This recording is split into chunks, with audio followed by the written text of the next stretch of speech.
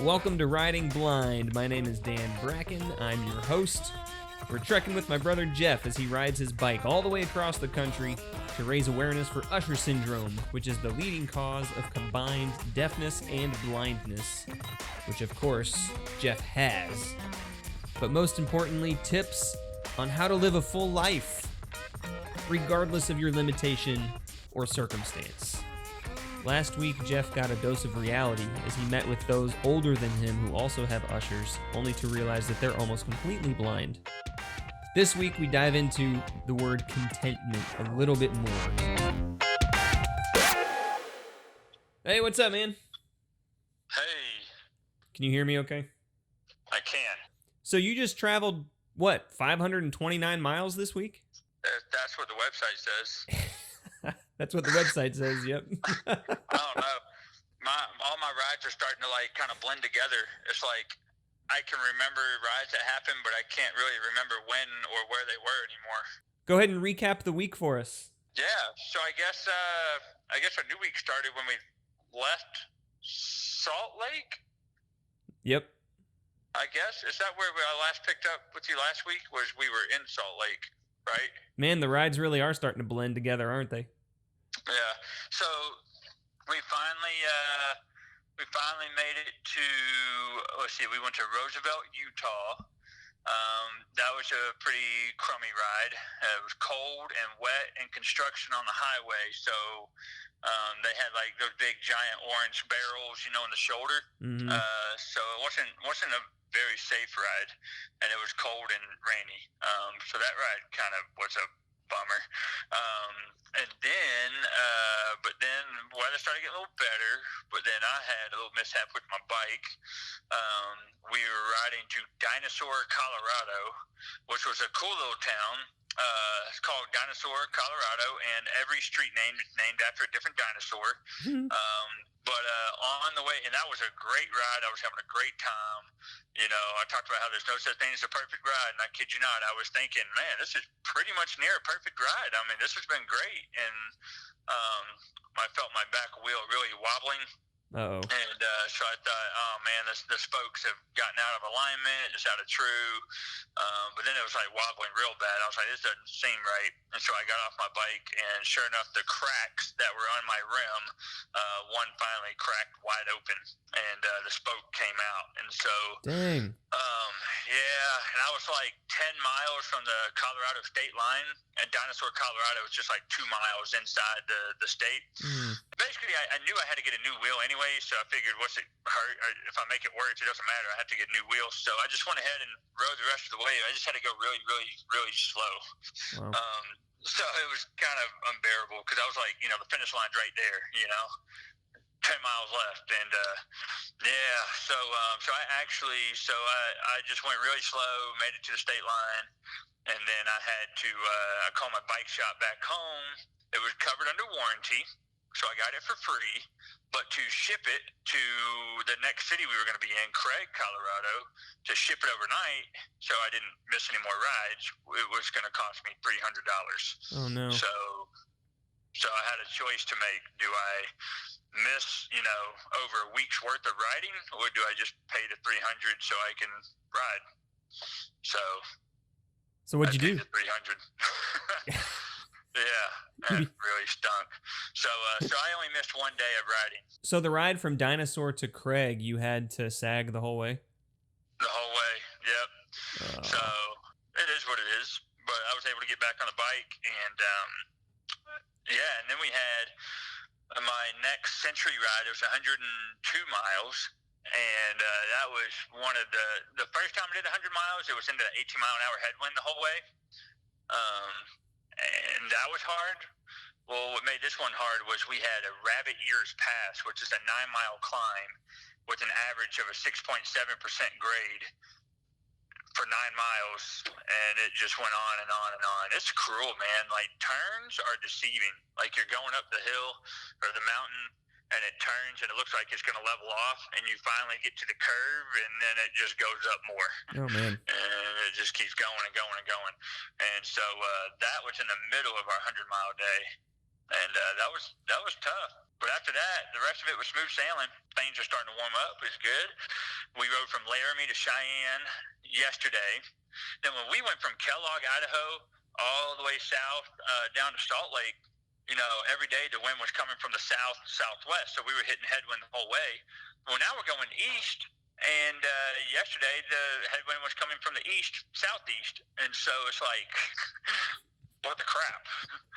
I think out of like our 20-something rides, we've only had 3 days where we've had tailwind. Everything else has been headwind or crosswinds. Explain how headwind feels. Does it just feel like somebody's constantly blowing in your face? It feels like a force working against you, like directly working against you. Like right? A leaf blower? So like, let's say, on the open flats, if I can go 24 miles an hour, right? Well, that day we were going in 18-mile-an-hour headwinds. I was only going about 12, 13. So, I mean, it cut my speed in half. Dang. Crosswind's real dangerous, especially like yesterday. We were going downhill some, and I can't go downhill max speed because if that crosswind is coming and you're going downhill fast, it pushes you.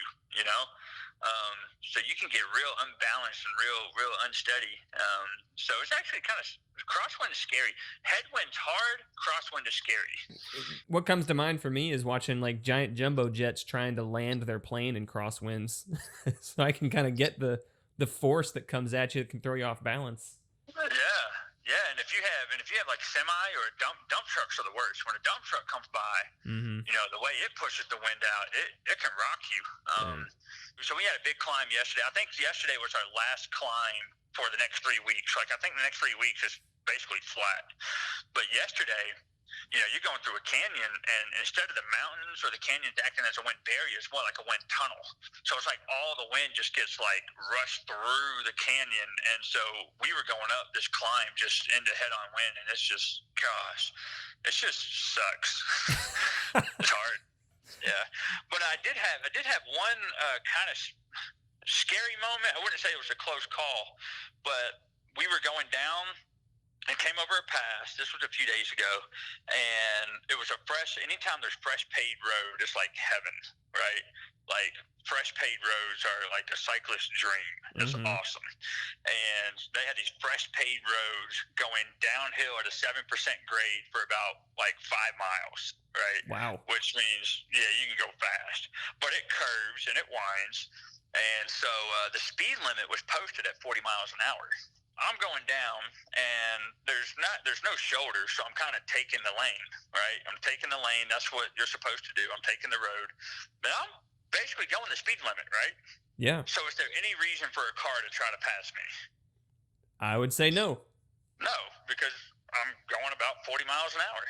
And this semi-truck tries to, I didn't realize it at first because I have no peripheral. I don't see it right next to me. Holy cow. So I didn't notice until you were down in front of me a little bit, but he is in the other lane going downhill, struggling to pass me. Oh my gosh. Right? Like struggling to pass me because I'm going about 40. With like these big bends in the road up ahead that you can't see. It's not a passing lane. And so he's in a complete other lane trying to get around me. And once I realized what was happening, once he kind of came out into where I could see the truck, I just pumped my brakes real good because I was like, this could be a disaster So that was kind of I guess the closest call I've had. I think sometimes there's a mentality that cyclists are slow. But that's not always the case. Like, we can scoot. What's your max speed? My fastest recorded speed, according to Strava, I think was 41.7. Do you know how that compares to, say, somebody in the Tour de France? Oh yeah, you can heck, you can get on YouTube. They'll get about 60. Wow. I could, and I mean, there's been a couple descents that I easily could have gotten to 50, but I'm just not comfortable.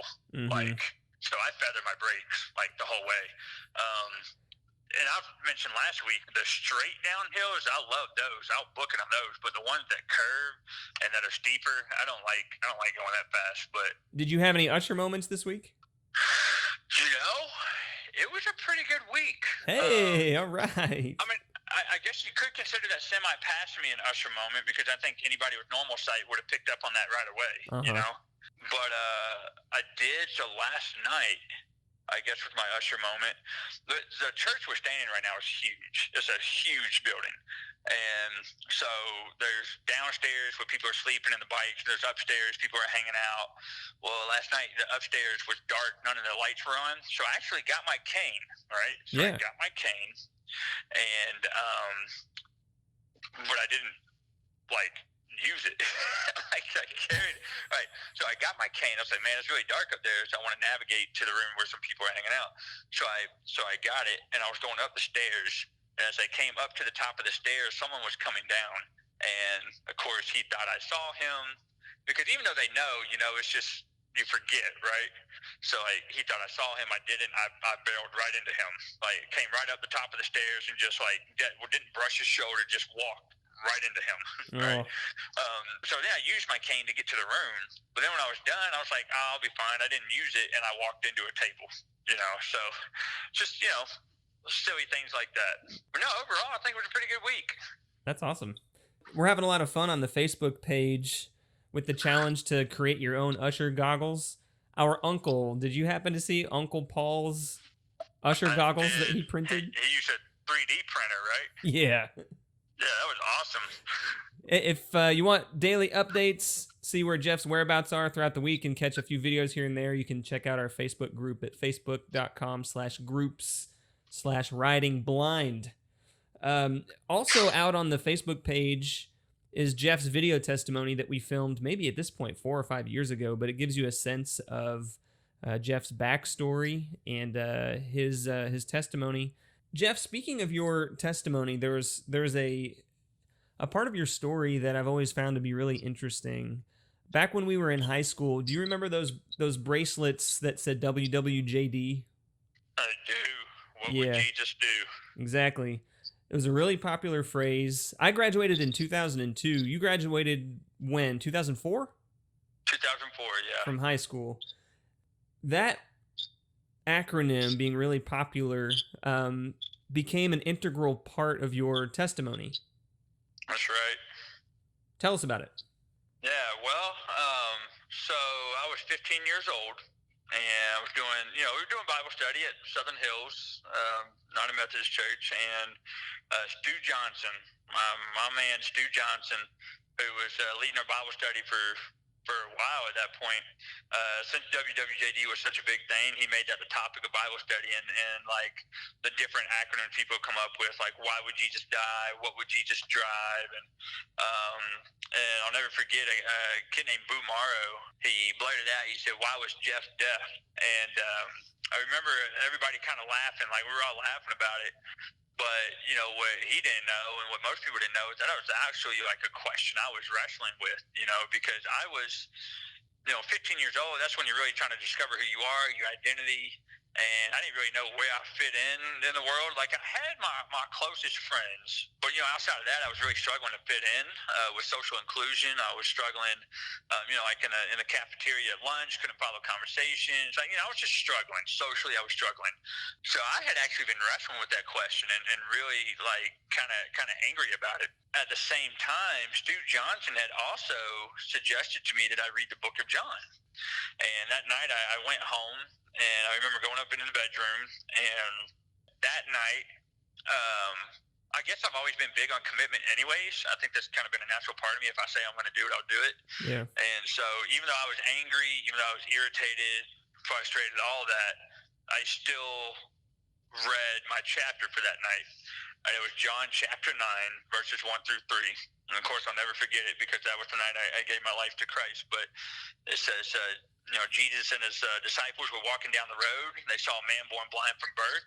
Said, Jesus, why was he born blind? Did he sin? Did his parents sin? And Jesus said, no, none of that. He was born blind so the works of God could be shown in his life.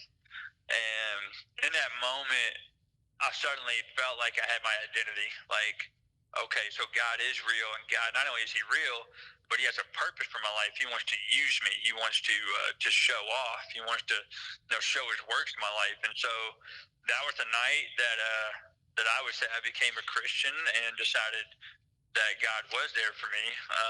And then the rest is history. And ironically enough, the vision impairment came later, right? So it's like, But so that became an integral part of how I developed my identity around the faith in Christ. How much do you think your identity in Christ is connected to leading a life of contentment? I think it has everything to do with it, because then it became about what's my purpose, right? Colossians 3:23 says, "Work hard and cheerfully at whatever you do." And whatever you do, as if working for the Lord rather than man. And when I began to see that God did have a plan for my life, and I shifted my identity to that, and then was living out a purpose and a mission, and then in that I developed a relationship. James 4:8 said, "Draw near to me, and I will draw near to you." And I think I started drawing close to Him, and He started revealing Himself more and more. So then I found my contentment in that relationship with Him, because He was revealing Himself to me. We were hanging out with a few people last night, and we were talking about what was your first impression of each other, right? We were kind of sharing all our first impressions of each other.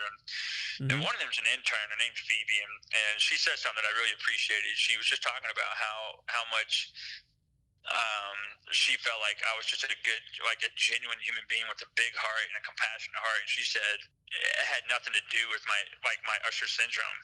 You know what I mean? Like, I appreciated that. She's like, that's an amazing story, but that aside, Ushers does not define you. Christ defines you. Right. And Usher has been used to display Christ in my life, but even without that, like, as Paul says, by the grace of God, I am what I am. By the grace of God. Yeah, that's right. So I'm blessed that Usher has allowed me to. That's been the vessel or the avenue in which I have been able to display the message of Christ. But that is certainly not what has defined me. One of the things we just posted on the Facebook group page was an article from a newspaper in Craig, Colorado, that picked up on your story a little bit. And in that story, one thing that you said is that this was something you wanted to do, this bike ride across the country, before it was too late. Like, what do I mean by that? Yeah, what do you mean by that? Yeah, well, especially, it really hit home. I think I touched on this last week. It really hit home when I was in Salt Lake and met, 4 or 5 people with Usher syndrome type 2 who were all, older than me and are all at now require special assistance for everything they do, and are at severely restricted field of vision, down to 5-10 degrees. There's going to come a point, and one of the guys I was talking with, because my tunnel's been pretty steady for the last few years, and one of the guys I was talking to said he was steady at about 50 degrees, and then after about 10 years, he dropped down to 20, and then he was steady at 20 for 5-something years, and then he dropped down to 10. Right. So he would be steady for a while, and then he would just drop significantly, within a year, and then but every case is different, right? But that was kind of a wake up call for me, because this whole time I've been thinking, my progression's really slow, but still, that's the thing that's annoying about this, is because every case is different. The doctors can't tell me, you're going to see through a straw. Instead of toilet paper rolls, be like a straw in 10 years, right? They can't put a timeline on it. Yeah. There's so many variations to the genetic mutation. And so I have come to terms with the fact that if they don't find a cure, or if God chooses not to heal me, right, whichever direction you want to go with it, there could become a day where I just won't see enough to be able to bike. Yeah. Yeah. Since then, have you been thinking about your future more often this week than before that moment? Do not worry about tomorrow. Tomorrow worry about itself. And what makes it easier is my wife that I have. Because I know she's gonna do whatever needs to be done for me to still live a fulfilling life. And again, I know I'm gonna be content and whatever happens. I just I'm having too much fun to worry about the future. Does contentment come with feeling upbeat, or can contentment come with still being drugged down a little bit about what challenges might be ahead of you?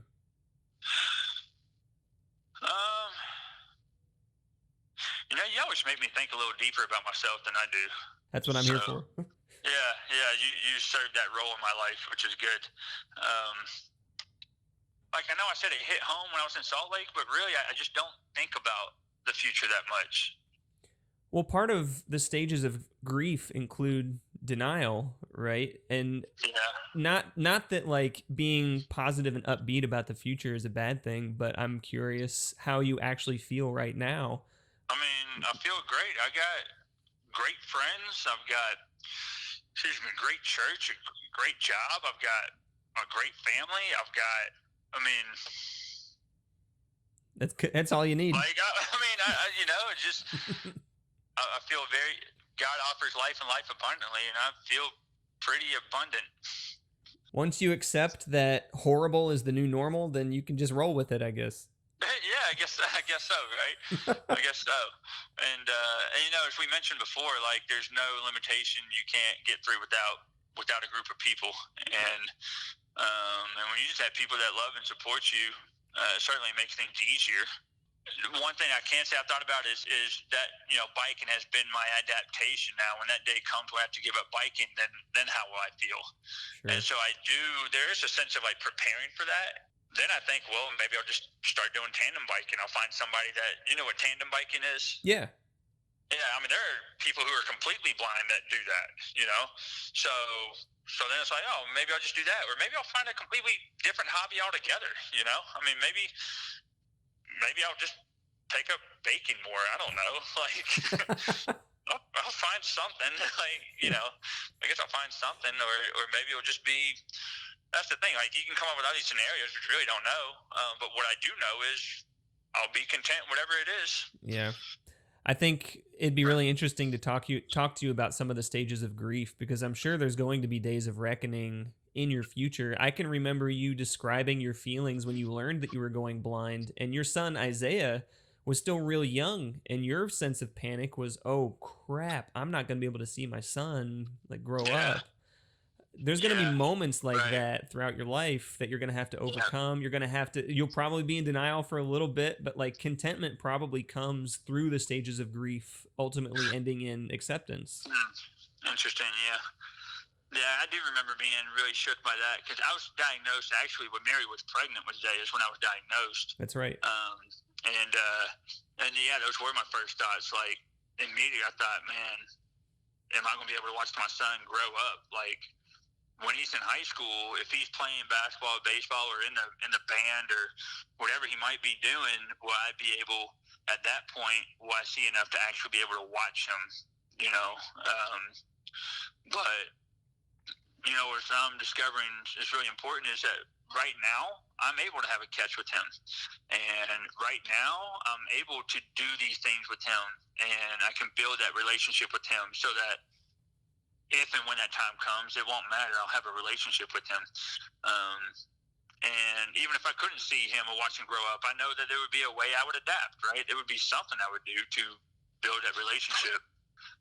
Well, man, sometimes when you're in a dark place, which maybe one day completely dark for you, you might think you've been buried, but actually you've been planted, right? For an opportunity for whatever's coming next. So, Jeff, keep being an inspiration for us, for all of us. Thanks for encouraging us and taking this ride to help us become better people. Give us an outlook on the week ahead. Where are you headed next? Well, by the end of the week, we'll be in Lincoln, Nebraska. Okay. There are no more mountain ranges, and tomorrow is like a downhill, like the whole way. Yeah, so it's going to be just like flat riding. That's exciting. For a while. Yeah. Yeah, probably until you hit Eastern Ohio. Well, we're in Indianapolis in 3 weeks, and then we go from Indianapolis, we'll go through Uwall in Springfield, Ohio. Mm-hmm. And then we'll hit Pittsburgh. And once we start getting towards, West Virginia, Pittsburgh, we'll hit the Appalachian Mountains. And so then we'll have, a pretty tough week in the Appalachian. Okay, cool. You want to end on a few more questions from Facebook? Yeah, let's do it. Okay. What's one thing that you've learned about yourself on this trip so far? I'm not as mentally tough when it comes to the weather as I thought I maybe was. Just cold and cold rain. I didn't do too well with that.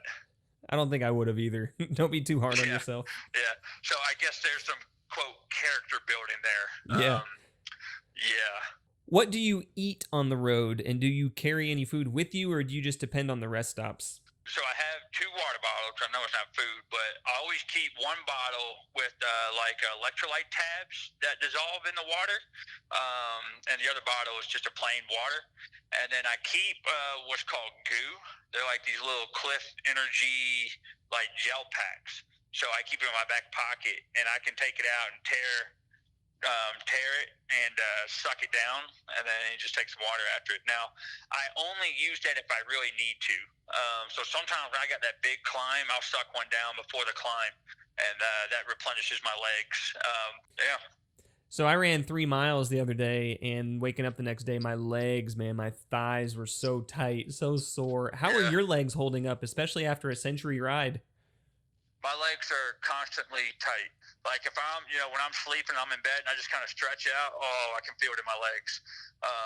But as soon as when you're on the bike, it doesn't feel sore or tight. When you're biking, your muscles are really loose and you're going. But then walking up and down the stairs to this church, I'm like, oh, my legs. I guess when those headwinds start nailing you in the face, you start to forget about your legs. Yeah. Yeah, right. How often do you do your laundry? Okay. So laundry's done every 3rd ride day. So if there's a build day, that doesn't count as one of the 3 days. It's just every 3rd ride day. So on the 3rd ride day, whoever's chore team, so this was my chore this past week, we have 4 bags, 1 bag for jerseys, 1 bag for biking shorts, 1 bag for heavyweight clothes, 1 bag for lightweight clothes. And then whoever's on that chore that week, we hauled off to a local laundromat, and we spend about 3 hours there using up basically every machine in the laundromat. And then when it's all done, we fill the bags back up. You get back to the church, and you just dump each bag, and then it's just a free for all. Everybody goes in and finds their stuff, or what people will find like, oh, Dan Sheridan, here's yours, and they'll throw it to him, or they'll start making piles for people if they're not there, and then and it's a nightmare for me.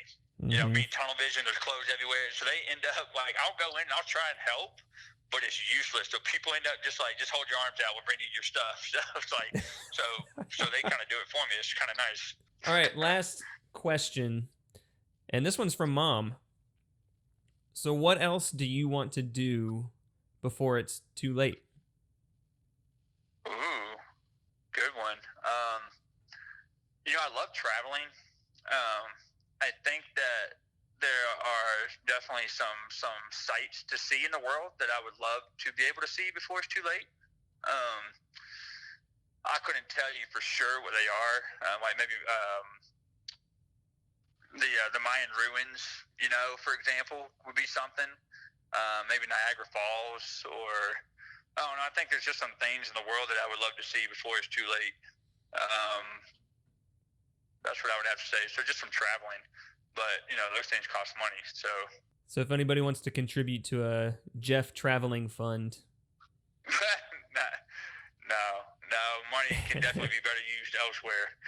So yeah, and Mary and I have a dream of getting an RV in our older years and being able to tour the country. So I don't know if there's any point tour the country if you can't see it, but maybe there's still just the fun of the company of doing something like that. So I don't know. Yeah.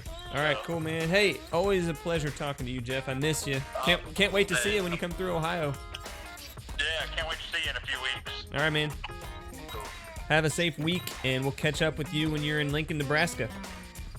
Yeah, awesome, man. Sounds good. Later. Philippians chapter 4 says this: I have learned to be content whatever the circumstances. I know what it is to be in need, and I know what it is to have plenty. I have learned the secret of being content in any and every situation, whether well-fed or hungry, whether living in plenty or in want. I can do all things through Christ who gives me strength. Join us next week or throughout the week on the Riding Blind Facebook page at facebook.com/groups/ridingblind.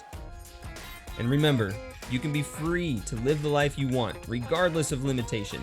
For more information on Usher syndrome, simply visit usher-syndrome.org. To learn more about Jeff's trip, visit fullercenterbikeadventure.org. Thanks to Ginghamsburg Church for loaning the gear to make this possible. We'll do this again next week. Thanks for listening to Riding Blind. I'm your host, Dan Bracken.